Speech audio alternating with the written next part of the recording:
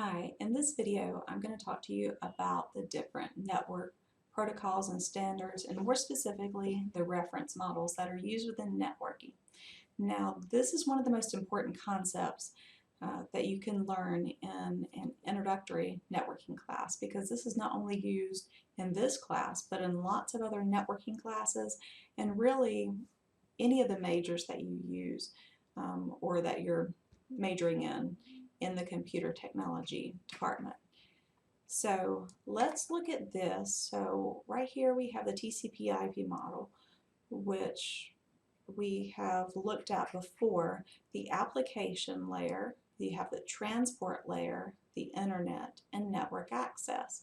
Now your application layer happens to be those applications that we actually use to interact with the network. So we've looked at like HTTP, DNS, DHCP, FTP. Those are the protocols that we would interact with as a user to interact with the network.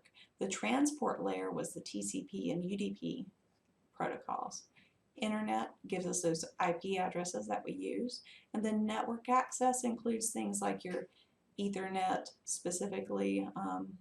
We talked about that a little bit, but also includes like your NICs, your network interface cards, as well as your MAC addresses. Now, so this is what we've talked about so far and how data moves around on the internet using the TCP/IP model. But now we have a new model that we're going to kind of compare to your TCP/IP model, and this one is very important to know. It's one of the most important concepts in networking to grasp. This is the OSI model. Now you see this has 7 layers. This is a 7-layer model. So it functions the same as your TCP/IP model, except for we do have more layers. So the application, presentation, and session layers, they are all bundled together in the application layer in TCP/IP, but here we break those into 3 different layers. The transport layer is the same. The network layer is actually the same thing as the internet layer in TCP/IP, but just a different name. And then you have data link and physical, which are actually both in the network access if you're comparing that. You'll need to know each of these layers and each of the layers here. Now the good thing is, if you learn what's in each of these 7 layers here and know how they're actually kind of bundled together for your TCP/IP model, then that's all you need to know. They don't function differently in one layer than another. It's just kind of how they're represented.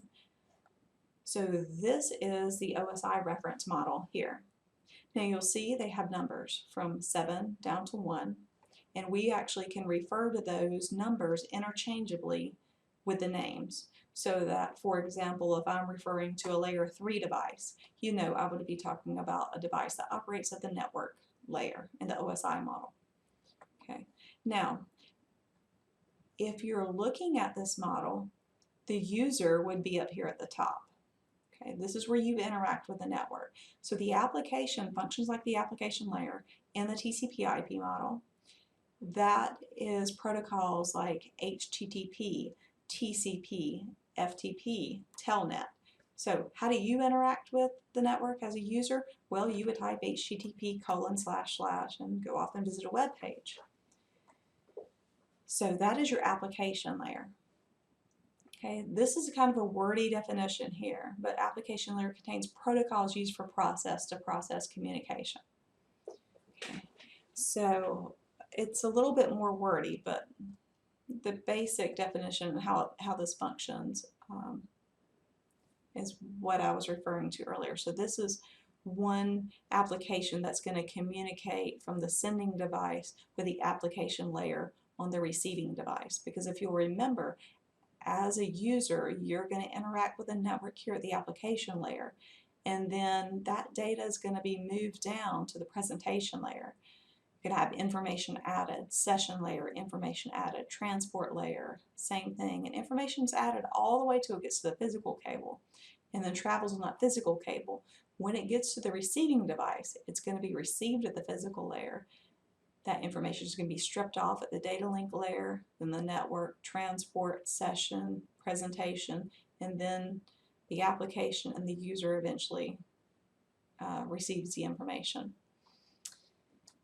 So moving along to the presentation layer provides for common representation of data transferred between application layer services. 3 words you need to remember: formatting, encryption, and compression. So formatting, encryption, compression. When that's done here at the sending device, it is the opposite is done once it gets to the receiver. For example, if information is encrypted here, it's decrypted at the other end. Your session layer provides services to the presentation layer to organize its dialogue and manage data exchange. So this is setting up, managing, terminating the sessions between 2 devices. You may have received an error message before about your session having ended. So this is the session layer. Your transport layer. The transport layer, the definition says, it defines services to segment, transfer, and reassemble the data for individual communications between end devices. So the transport layer, it does do segmenting. Its main job is to transport or transfer your data. Now, in order to do that and do it successfully, it would use the TCP protocol. TCP is connection oriented. The UDP protocol is connectionless. So the UDP protocol works great for like streaming data where you're sending it real fast, but you don't really need an acknowledgement that it got to where it was going. So that would be your UDP protocol. Your transport layer is a reliable delivery protocol. So that's what we use for our email and some of your other programs that you're using, because you want that reliability. So that's why you'll see here it segments, so it breaks it up into smaller chunks. When it sends it and it transfers it, it can reassemble the data at the other end if it's out of order when it's being sent. The individual communications, so this uses port numbers. So for example, if you're using Telnet, that would use port number 23 to keep all the Telnet traffic together. Port 80 would be your web traffic. Okay, so those would be examples of your transport layer protocols. Your network layer provides services to exchange the individual pieces of data over the network between identified end devices. So this would be your IP addressing. Okay, so IP addressing would occur here. What devices use IP addressing? Well, that would be your routers. Okay, so their purpose on a network is to route traffic, and they do that based on IP addresses. Your data link layer provides methods for exchanging data frames between devices over common media. Okay, this would be where your NIC resides. It would also be your MAC address. Now, why do you have IP addresses and MAC addresses, 2 different types? IP addresses are used from one network to the next, whereas MAC addresses are used locally within a network. Now, switches forward the data using MAC addresses, whereas routers forward data using IP addresses at layer 3. So switches are a layer 2 device, and so are NICs, and then routers are layer 3 devices. Your physical layer, so it's a really long definition here. It describes the mechanical, electrical, functional, and procedural means to activate, maintain, and deactivate physical connections for bit transmission to and from a network device. It's a really wordy definition. But at this layer, think of your cabling. And notice you have a couple of things that should tip you off when you're talking about it. So electrical pulses for your physical layer. It says physical here, to and from a network device, so that's your cabling. So that's that 7 layer. This is the TCP IP model that we've talked about a little bit. Represents data to the user. Again, the user's at top. Supports communication between various devices across diverse networks. And internet layer determines the best path throughout a network. And the last one controls the hardware devices that make up the network. Again, make sure that you know how these correspond with each other.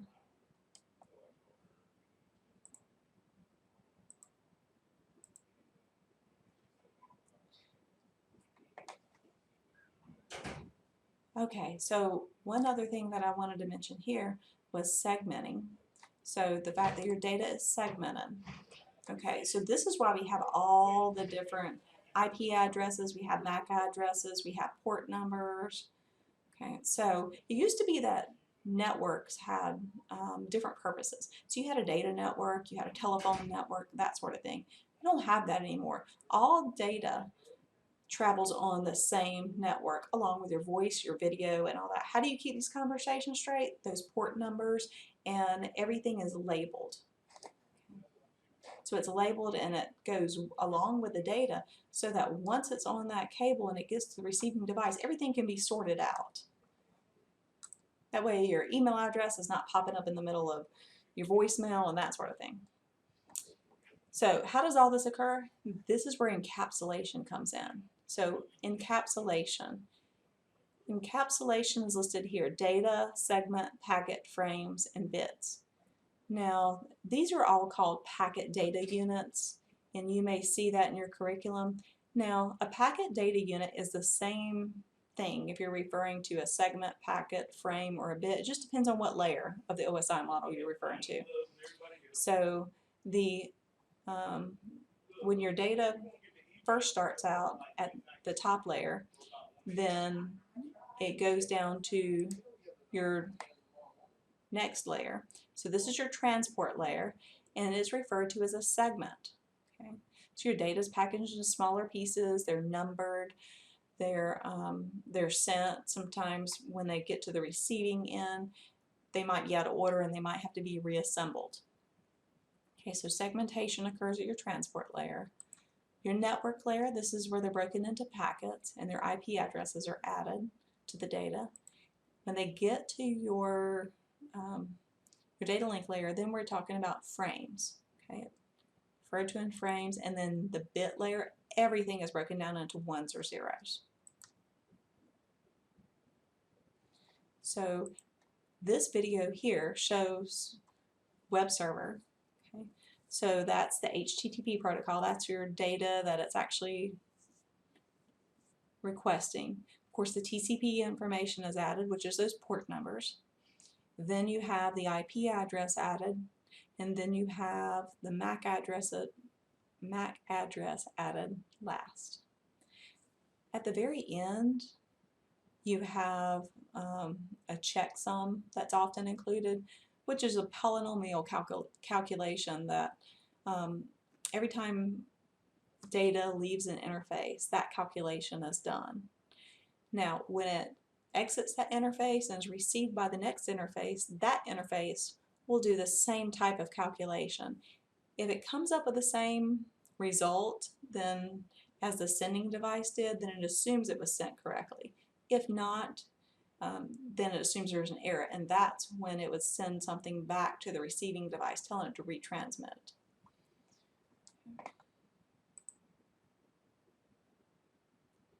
So what we saw in the last little video was that information being sent from the web server to the web client. And the last thing it was sent on would be your physical layer. I think it didn't load there. Let me see if it loads this time. It's still not loading for me. But what this would show you is that it's received on the physical layer, and as it goes up, the MAC address would be checked, the IP address, the port numbers would be sorted out, and then the IP address would be checked, and the redundancy could be done here. I think they're showing that as the Ethernet, but there is a CRC value at the end.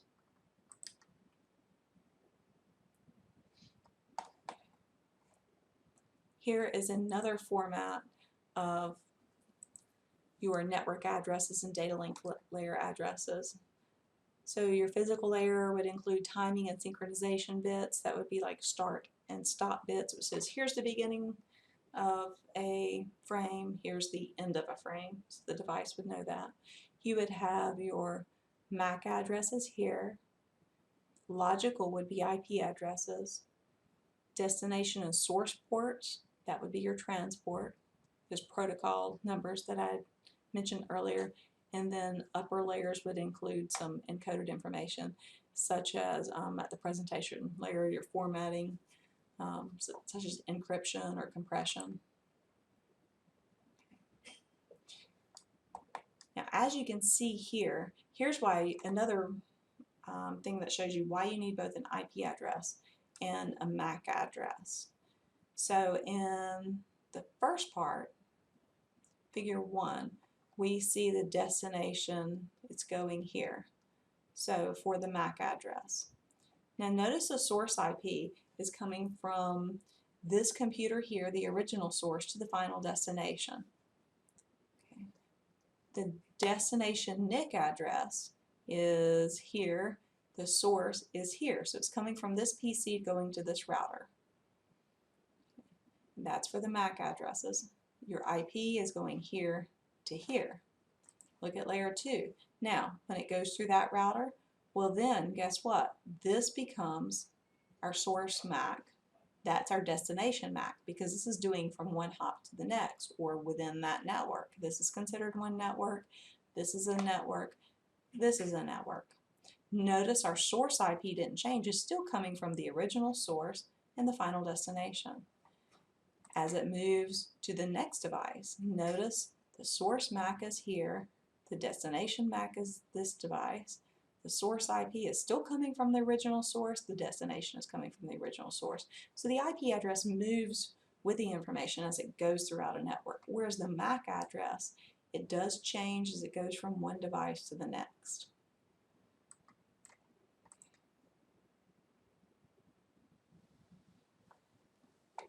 Now, devices on the same network can move easily throughout a network. And if devices are on a remote network, they have to go through a gateway. Okay.